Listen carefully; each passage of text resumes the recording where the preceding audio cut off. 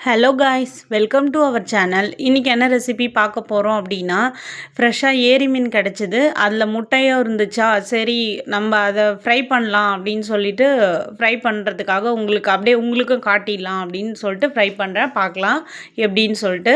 First நான் தோசைக்கல் தான் வச்சுக்கிறேன். ஒரு 4-5 பல் பூண்டு நல்லா தட்டி போட்டுக்கிறேன். வெங்காயம், ஒரு சின்ன துண்டு பச்சை மிளகா, ரெண்டு கருவேப்பிலை இலை.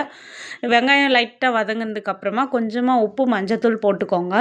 போட்டுட்டு நல்லா வதக்கி விட்டுக்கோங்க. அதுக்கப்புறமா தேவையான அளவு காரத்துக்கு ஏற்ற மிளகாத்தூளும் போட்டுக்கலாம். ஆல்ரெடி நம்ம ஒரு 2-3 பீஸ் பச்சை மிளகா ஆட் பண்ணியிருக்கோம் இல்லையா, பார்த்துட்டு ஆட் பண்ணிக்கோங்க.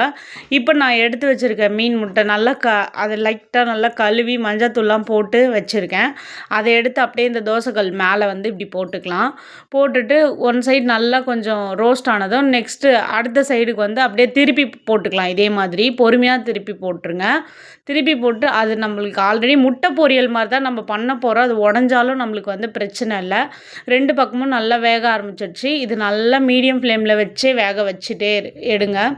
நல்லா இதே மாதிரி வேக வைக்கும்போதே உங்களுக்கு முட்டை மாதிரி அது உடஞ்சிரும். அவ்வளோதான். இது கூட நீங்கள் முட்டை கூட உடச்சி ஊற்றி நீங்கள் பொரியல் பண்ணிக்கலாம். தேவைக்கேற்ற உப்பு பார்த்துட்டு அப்புறம் கொத்தமல்லி தூவி சர்வ் பண்ணிக்கோங்க. நம்ம சேனல் பிடிச்சிருந்துச்சின்னா லைக் பண்ணி சப்ஸ்கிரைப் பண்ணி